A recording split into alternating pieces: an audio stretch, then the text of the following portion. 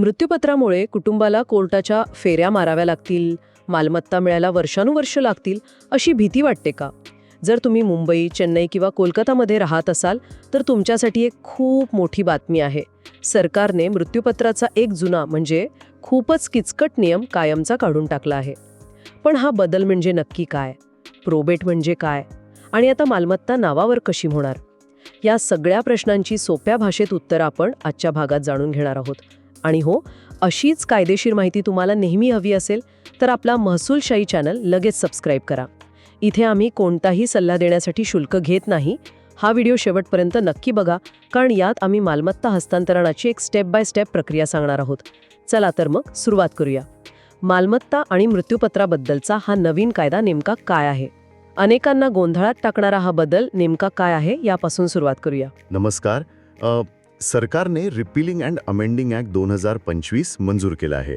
या कायद्यानुसार Indian succession act 1925 मधलं कलम 213 ते पूर्णपणे काढून टाकलं आहे. ओके, पण हे कायदेशीर शब्द झाले. सोप्या भाषेत काय? हो, सोप्या भाषेत सांगायचं तर मुंबई, कोलकाता आणि चेन्नई या शहरांमध्ये काही विशिष्ट समाजातील लोकांसाठी म्हणजे हिंदू, बौद्ध, शीख, जैन आणि पारशी हो, यांच्यासाठी मृत्यूपत्रानंतर प्रोबेट घेण्याची जी सक्ती होती ती आता सरकारने काढून टाकली आहे. प्रोबेट हा शब्द अनेकांसाठी नवीन आहे. प्रोबेट म्हणजे नेमकं काय? आणि ही सक्ती फक्त या 3 शहरांमध्येच का होती? भारी प्रश्न आहे. प्रोबेट म्हणजे न्यायालयाकडून मृत्यूपत्राच्या सत्यतेवर शिक्कामोर्तब करून घेणं. अच्छा, म्हणजे कोर्टाचा स्टॅम्प. अगदी, म्हणजे हे मृत्यूपत्र खरं आहे आणि ते करणाऱ्या व्यक्तीने शुद्धित केलं आहे हे कोर्ट प्रमाणित करतं. आणि हा नियम फक्त या 3 शहरांमध्ये का होता तर यामागे इंग्रज आहेत. म्हणजे ही तिन्ही शहरं म्हणजे इंग्रजांची मुख्य प्रेसिडेन्सी टाउन्स होती. त्यांनी त्यांच्या प्रमुख शहरांमध्ये मालमत्तेच्या व्यवहारांवर नियंत्रण ठेवण्यासाठी हा नियम लावला होता. अरे वा, म्हणजे हा एक प्रकारचा भौगोलिक आणि धार्मिक भेदभाव होता म्हणायचा. हो, अगदी, जो आता सरकारने संपवला आहे. यावर मला एक प्रश्न आठवला. आपल्या मागच्या व्हिडिओवर जळगावचे एक प्रेक्षक आहेत, श्री किशोर पाटील. ते विचारतात की माझे वडील 2020 मध्ये वारले आणि त्यांचं मृत्यूपत्र आहे, आम्ही अजून प्रोबेटसाठी अर्ज केला नाही, तर आता या कायद्याचा आम्हाला फायदा होईल का? किशोर भाऊ, चांगला प्रश्न विचारला. माझ्या अनुभवातून सांगतो, हा कायदा 20 डिसेंबर 2025 नंतरच्या प्रकरणांसाठी लागू आहे. म्हणजे जुन्या प्रकरणांना नाही. कायद्यात एक सेव्हिंग क्लॉज असतो, ज्यानुसार जुनी प्रलंबित प्रकरणं जुन्याच कायद्यानुसार चालतील. पण जर तुमचं प्रकरण फक्त सक्ती होती म्हणून कोर्टात न्यायचं होतं आणि त्यात काही वाद नसेल तर नवीन कायद्याचा संदर्भ देऊन दिलासा मिळण्याची शक्यता नक्कीच आहे. हे लक्षात ठेवलं तर मोठा फायदा होईल. आणि सर, एक मोठा गैरसमज आहे की प्रोबेट आता पूर्णपणे बंद झाला आहे. हे खरं आहे का? अजिबात नाही. हा गैरसमज खूप महत्त्वाचा आहे दूर करणं. हो, सरकारने प्रोबेटची सक्ती काढली आहे. प्रोबेटची प्रक्रिया नाही. आता प्रोबेट घेणं ऐच्छिक म्हणजे व्हॉलंटरी झालं आहे. अच्छा. जिथे वाद होण्याची शक्यता आहे तिथे प्रोबेट घेणं हे एक सुरक्षा कवच आहे. हे लक्षात ठेवा, म्हणजे पुढे त्रास होणार नाही. तुमच्या मनातही या कायद्याबद्दल काही प्रश्न आहेत का? कमेंट सेक्शनमध्ये नक्की विचारा. आणि माहिती आवडत असेल तर लाईक करायला विसरू नका. आता मूळ मुद्द्यावर येऊया. या बदलामुळे सर्वसामान्यांच्या खिशाला आणि वेळेला कसा फरक पडणार आहे? यात 3 मोठे फायदे आहेत. हो. पहिलं म्हणजे वेळेची बचत. जिथे प्रोबेटसाठी 2 ते 5 वर्ष लागायची, 2 ते 5 वर्ष? हो, तिथे आता काही महिन्यात काम होऊ शकतं. दुसरा फायदा म्हणजे पैशांची बचत. कोर्टाची फी जी महाराष्ट्रात कमाल 75,000 रुपये होती ती वाचेल. वकिलांचा खर्चही वाचेल. म्हणजे खूप मोठी रक्कम वाचते. हो ना. आणि तिसरा, समानता. देशभरात आता एकच नियम लागू झाल्याने तो भौगोलिक भेदभाव संपला आहे. आणि एक क्विक फॅक्ट सांगतो. हो, सांगा ना. राष्ट्रपतींनी या कायद्याला 20 डिसेंबर 2025 रोजी मंजुरी दिली आणि 21 डिसेंबर 2025 रोजी तो अधिसूचित झाला. वा, भारी माहिती दिलीत.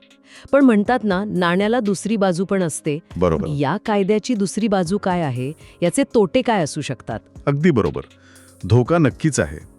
पहिला धोका बनावट मृत्यूपत्रांचा. न्यायालयाची तपासणी नसल्यामुळे बनावट किंवा दबाव टाकून केलेल्या मृत्यूपत्रांचं प्रमाण वाढू शकतं. हे तर गंभीर आहे. हो. दुसरा धोका म्हणजे नंतर वाद वाढण्याची शक्यता. आधी प्रोबेटमुळे सुरुवातीलाच वादावर तोडगा निघायचा. आता मालमत्ता नावावर झाल्यावर अनेक वर्षांनी सुद्धा कोणी कोर्टात आव्हान देऊ शकतं. म्हणजे आजचा त्रास वाचवला, पण भविष्यासाठी एक मोठी डोकेदुखी तयार होऊ शकते. अगदी. याला बॅकलोडेड लिटिगेशन म्हणतात. आणि तिसरा धोका म्हणजे संस्थांची अडवणूक. म्हणजे बँक किंवा सोसायटी. हो, प्रोबेट नसल्यामुळे बँका, हाऊसिंग सोसायटी किंवा सरकारी कार्यालय मालकी हक्काचा पुरावा काय म्हणून अडवणूक करू शकतात. अशीच किचकट कायदेशीर माहिती सोप्या भाषेत समजून घेण्यासाठी आपला महसूलशाही चॅनल सबस्क्राईब केलाय ना? नसेल केला तर आत्ताच करा. आता पुढचा प्रश्न. समजा एखाद्या व्यक्तीच्या मृत्यूनंतर नॉमिनी नाही आणि मृत्यूपत्र आहे, तर आता प्रोबेटशिवाय बँकेतून पैसे काढण्यासाठी किंवा प्रॉपर्टी नावावर करण्यासाठी काय करावं लागेल? स्टेप बाय स्टेप सांगू शकाल का? नक्कीच. चला स्टेप बाय स्टेप बघूया. स्टेप 1, कागदपत्रे गोळा करा. मूळ मृत्यूपत्र, मृत्यूचा दाखला, सर्व वारसांचे ओळखपत्र आणि पत्त्याचे पुरावे म्हणजे KYC. ओके, पहिली फाईल तयार करायची. हो. स्टेप 2, संस्थेशी संपर्क साधा. संबंधित बँक, सोसायटी किंवा कार्यालयात जाऊन अर्ज घ्या. स्टेप 3, अर्ज आणि हमीपत्र सादर करा. सर्व वारसांच्या सह्यांसह अर्ज, इंडेम्निटी बॉन्ड आणि प्रतिज्ञापत्र म्हणजे ॲफिडेव्हिट सादर करा. इंडेम्निटी बॉन्ड म्हणजे काय नक्की? म्हणजे भविष्यात काही वाद झाला तर त्याची जबाबदारी संस्था घेणार नाही, वारस घेतील. अच्छा. स्टेप 4, ना हरकत प्रमाणपत्र जोडा. जर काही वारस हक्क सोडत असतील तर त्यांचं NOC जोडणं खूप महत्त्वाचं आहे. स्टेप 5, वारस दाखला द्या. सक्षम अधिकाऱ्याने दिलेला वारस दाखला म्हणजे लीगल हेअर सर्टिफिकेट जोडा. आणि स्टेप 6, प्रक्रिया पूर्ण करा. संस्था कागदपत्रांची पडताळणी करेल आणि मालमत्ता तुमच्या नावावर हस्तांतरित होईल. ही चेकलिस्ट खूपच उपयोगी पडेल. पण सर, अजून एक मोठा गैरसमज आहे की मृत्यूपत्र रजिस्टर केलं म्हणजे त्याला कोणीच आव्हान देऊ शकत नाही. हे खरं आहे का? हा खूप मोठा गैरसमज आहे. मृत्यूपत्र रजिस्टर करणं म्हणजे ते अस्तित्वात असल्याचा आणि बनावट नसल्याचा एक पुरावा तयार करणं. पण ते वैध आहे की नाही हे? बरोबर. ते कायदेशीररित्या वैध आहे की नाही म्हणजे ते करणाऱ्याची मानसिक स्थिती वगैरे हे प्रोबेटनेच सिद्ध होतं. नोंदणी करणं हे एक महत्त्वाचं संरक्षण आहे, पण ते प्रोबेटची जागा घेऊ शकत नाही. तुमच्या गावात अशी मालमत्ता हस्तांतरणाची समस्या आहे का? कमेंटमध्ये तुमच्या गावाचं नाव लिहा. मग आता ऐच्छिक असलं तरी कोणत्या परिस्थितीत लोकांनी प्रोबेट करून घ्यायलाच हवं? म्हणजे अशा कोणत्या हाय रिस्क सिच्युएशन्स आहेत? माझ्या अनुभवातून सांगतो. काही परिस्थितीत प्रोबेट नक्की करून घ्या. पहिलं, कुटुंबात वाद असतील किंवा होण्याची शक्यता असेल. हो, हे तर महत्वाचं. दुसरं, मृत्यूपत्रात जवळच्या वारसांना म्हणजे पत्नी किंवा मुलांना वगळून इतरांना मालमत्ता दिली असेल. अच्छा. तिसरं, मालमत्तेची किंमत खूप जास्त असेल, विशेषतः शहरांमधील जागा. चौथं, एकापेक्षा जास्त मृत्यूपत्र समोर आली असतील. आणि पाचवं, परदेशात मालमत्ता असेल किंवा वारस परदेशात राहत असतील. या परिस्थितीत प्रोबेट करून घेतलेलं कधीही चांगलं. अगदी. या नवीन कायद्यामुळे खरंच कोणाचा फायदा झाल्याचा एखादा किस्सा ऐकायला आवडेल. हो, एक किस्सा सांगतो. मुंबईतील एका मध्यमवर्गीय कुटुंबाचा. त्यांच्या वडिलांचे घर होते. जुन्या कायद्यानुसार प्रोबेटसाठी त्यांना 2-3 वर्ष आणि जवळपास 75,000 रुपये कोर्ट फी आणि वकिलांचे पैसे लागले असते. म्हणजे मोठा खर्च आणि मनस्ताप. हो, पण हा नवीन कायदा आल्यामुळे कुटुंबात एकोपा असल्याने त्यांनी सर्व वारसांच्या सह्या शिक्क्याने कागदपत्र सोसायटीत जमा केली आणि फक्त 5-6 महिन्यात घर नावावर झालं. त्यांचा वेळ, पैसा आणि मनस्ताप तिन्ही वाचलं. वाह, हे लक्षात ठेवलं तर पुढे मोठा फायदा होईल. तर आज आपण पाहिलं की सरकारने मुंबई, चेन्नई, कोलकातामध्ये प्रोबेटची सक्ती काढून टाकली आहे. यामुळे वेळ आणि पैसा वाचणार असला तरी बनावट मृत्यूपत्रांचा धोका वाढला आहे. बरोबर.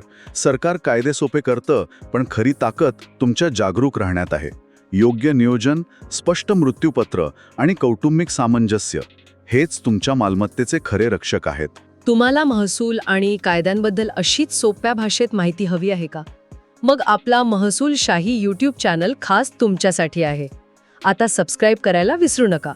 तुम्हाला पुढचा व्हिडिओ कोणत्या विषयावर हवा आहे हे कमेंटमध्ये नक्की सांगा. अधिक माहितीसाठी आमच्या व्हॉट्सॲप आणि टेलिग्राम ग्रुपमध्ये सामील व्हा. लिंक डिस्क्रिप्शनमध्ये दिली आहे. हा व्हिडिओ आपल्या गावातल्या व्हॉट्सॲप ग्रुपमध्ये जरूर फॉरवर्ड करा, जेणेकरून ही महत्त्वाची माहिती सर्वांपर्यंत पोहोचेल. व्हिडिओ कसा वाटला हे कमेंट करून नक्की कळवा. आवडला असेल तर लाईक आणि शेअर करा. आज इथेच थांबूया. लवकरच भेटू पुढील भागात. धन्यवाद. जय महाराष्ट्र.